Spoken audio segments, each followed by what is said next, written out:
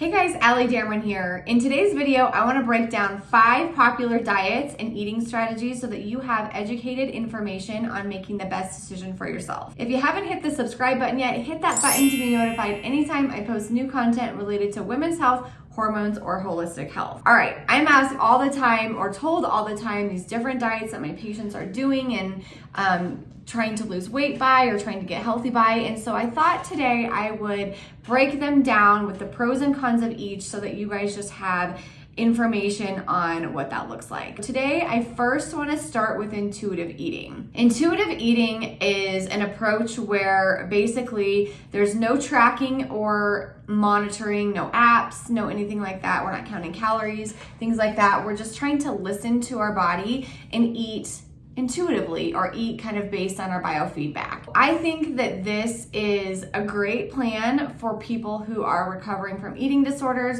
people who are trying to stop tracking. I know a lot of people track on MyFitnessPal, calories, macros, different things, and I think that those are great tools sometimes, but I do think that we all should get to a place where we're not having to track our food on a consistent basis. I think the pros of this diet are that we get to learn to listen to our biofeedback. So hunger, energy, cravings, mood, sleep, all of those things are important and give us the answer to how our metabolism is handling how we're eating. And so if we are able to kind of listen to those things, we can give our body what it wants. The hard part about this is actually doing that. It's still a bit of a mental load to really pay attention all the time to these signals. And some people can struggle with overeating or undereating doing that, or not getting the right nutrients. There is no counting. There really is no checks and balances here with intuitive eating. Obviously we could, hop on the scale in a few days or a week and just kind of keep tabs on things, and I think that's fine. I think that, again, you just kind of want to know if you're okay with zero framework and how that's working for you. I think the cons of intuitive eating are there is no framework. A lot of people struggle with knowing what to eat, how much to eat, what portions are supposed to look like. We've just maybe never been taught those things, and so when we just say eat intuitively, a lot of people don't have enough structure with that to know if what they're doing is working, is right, is healthy, depending on their goals, of course. I think that intuitive eating is just hard to figure out without maybe even working with like a dietitian or a nutritionist or somebody that can help you kind of say, this is what I think you should fill your plates with, and kind of go from there.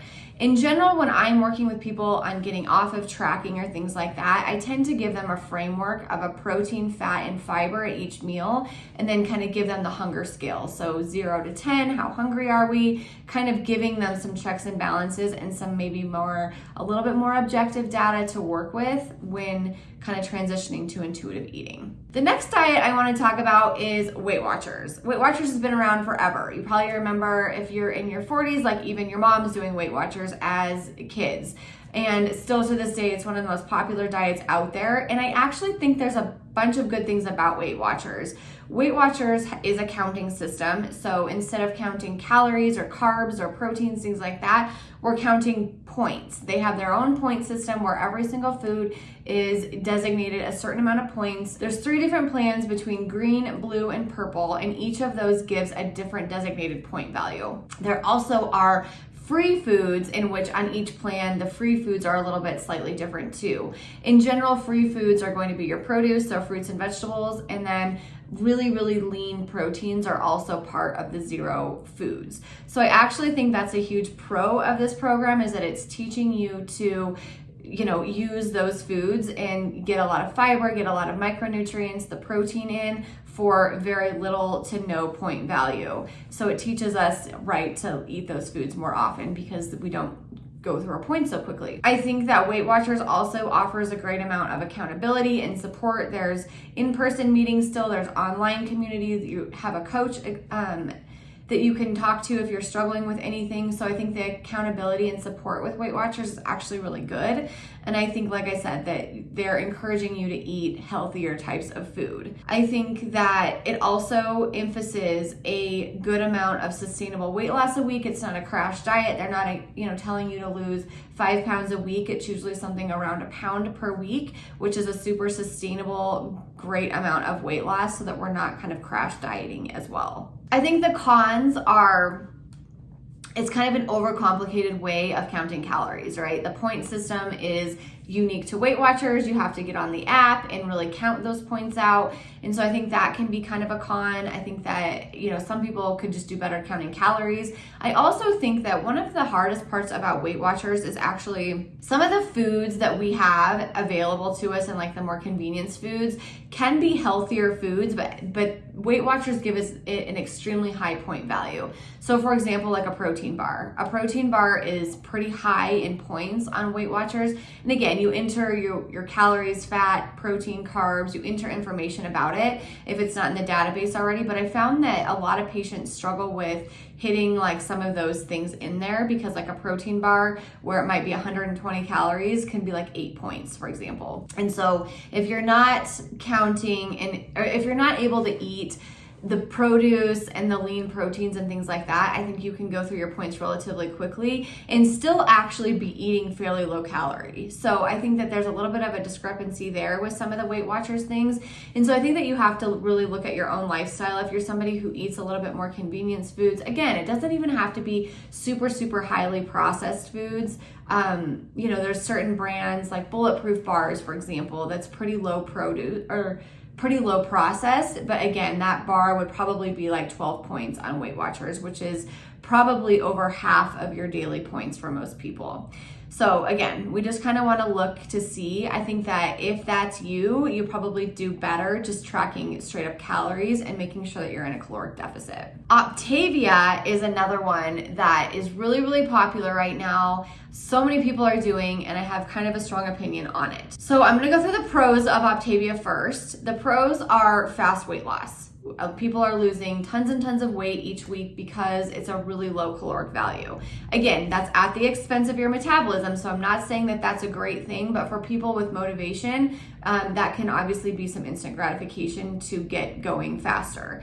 I also think that it's a very detailed plan to follow. There's not a lot of leniency with it. You get their foods for, I think, 2 meals a day. Then you're able to eat one of your own meals of like lean protein and vegetables one time a day. But again, it's very low calorie. So very detailed, very structured. I think there is some support with Optavia. And you get fast weight loss. Again, I'm not even sure that I should put that as a pro, because it's definitely at the expense of your metabolism. I think the cons are that it's expensive. It's one of those programs where you have to buy all their food, sign on for a membership, all of those types of things. So I think it's pricey. I also think that there's no flexibility for it. So you have to be in a place where you can follow this to a T for it to work for you. No going out, no deviating from the plan. Those types of things are kind of looked down upon with Optavia. It is extremely low calorie. It's like 500 to 600 calories a day for most people, which is so low calorie and really does wreck your metabolism. Your metabolism adapts to what you're giving it. And so even after about a week of doing Optavia, your metabolism is going to slow down your resting metabolic rate. You're going to feel fatigued. You're going to feel low energy, you're going to feel maybe like you can't sleep as well, nauseous, headache, all of those types of things. I'm not a fan of this diet, but again, I just want to give you the pros and the cons of it. I definitely think that there are much more sustainable, healthier ways to lose weight than Optavia, and ones that will fit your budget a whole lot better as well. The next diet I want to talk about is keto. Keto is super popular. I feel like it might be losing a little bit of steam lately. It was really popular a few years ago, but nonetheless, I think still people are doing keto. Keto basically is called the ketogenic diet, and you are eating less than 20 grams of net carbs per day. Net carbs are total carbohydrates minus fiber equal your net carbs. And the point of this is to go into ketosis, which is where your body switches over to another form of energy by burning fat through ketones in your urine. And so if you're following true ketogenic diet, they have you do the urine strips and test for ketones to make sure that you're in ketosis and keep going there. This diet is a lot of saturated fat, so for people with high cholesterol, maybe not the best, and it is very low carb, which is not great, again, for the stress response, the nervous system, thyroid, hormonal health. We need carbohydrates, you guys. I know that a lot of us think of carbohydrates as like candy and cake and bread and things like that, but carbs are also fruit and vegetables, and so you're definitely limiting your consumption of really nutrient dense foods as well by following a strict keto diet. I think that the pros are that it does focus on healthy fats and healthy proteins, so I think that's great. It's a pretty low processed, for the most part. There's always those diet products out there that are a little bit more processed, but I think it's a lower processed food diet, which is great. And I think that you get weight loss because you are cutting an entire food group out. So I always tell this to people, it's not magic. It doesn't mean that carbs are causing us to be fat. It literally just means if you were about to have a burger, a cheeseburger, and you just take off the bun, you probably just saved yourself 200 calories by taking off that bun. So it really is just the same concept that we talk about all the time with weight loss. It's just a caloric deficit. I think the cons are, again, it's damaging to your hormones, your thyroid, the stress response. A lot of women feel lethargic. They feel like they don't sleep as well, headachy, nauseous. Those types of symptoms are definitely true. I think it's really hard to sustain. The sustainability of these crazy elimination diets and big food groups cut out and really low calorie are just really hard, and your metabolism tends to really rebound from there. And I think that it's unnecessary. I don't think anybody, unless you're struggling with epilepsy, which it was designed for, or even cancer. I think some cancer patients can do well on ketogenic diets. I think it's unnecessary. I don't think the average person who's looking to lose a few pounds, even if it's significant weight loss, you don't need to do ketogenic diet. You just need to be in a caloric deficit. The next diet that I want to talk about is intermittent fasting. Intermittent fasting is not necessarily a diet in itself. It's more an eating schedule, people just saying, just cut out breakfast and do whatever you want to do. Again, there's a lot of different programs out there that have intermittent fasting as a component to it. So this is less of a diet and more of a strategy, I think, but nonetheless, it's a popular one. So basically intermittent fasting is, like I said, just literally extending your fast overnight to later in the day. And so you're basically skipping breakfast for most people. I think the pros of this are it simplifies the mornings for a lot of people. You don't have to think about food for a while, which is simple. I think that it also can create a caloric deficit for a lot of people for weight loss because you're just skipping a meal, right? Again, there's nothing magical about intermittent fasting. And in fact, I'll talk about this in the cons in a second. I think it can do some damaging things too, depending on the person. But again, that caloric deficit is what creates weight loss. All these other strategies and counting certain things and eliminating carbs or eliminating meals in general, say that their one strategy is magical. It literally is just creating the caloric deficit. You still cannot lose weight on intermittent fasting if you overeat the rest of the day. So if you sort of get yourself into a binge and restrict cycle where you are restricting, and then just overeat, you're again going to be in that caloric maintenance range or even surplus and maintain or gain weight. So it's not that intermittent fasting is magical in any way, it just is easier to create a caloric deficit for certain people. I think the cons are that it definitely increases the stress response. A lot of proponents of intermittent fasting tell you that you go into fat burning instead of carb burning, which is true to an extent, but that's a very expensive form of energy and causes us to increase our stress response. Your brain's like, hey, we need glucose, we're running out here, we're getting stressed, and then it starts to produce stress chemicals, and eventually we'll switch over to fat burning, but that's not without increasing adrenaline, cortisol, those types of things. I've had hundreds of patients over the years who have practiced intermittent fasting, and it's always fascinating to me when they tell me their experience with it, because some people feel like, oh my God, I have so much energy, I feel great, I feel clear-headed, etc. And other people tell me that they're jittery, feel like garbage, feel really anxious, and the result is the same. They're running on stress hormones. It's adrenaline that they're running on, and it's more people's perception of that. So some people perceive that as being feeling really good, feeling a lot of energy, really a lot of clarity, and other people perceive it as feeling very anxious.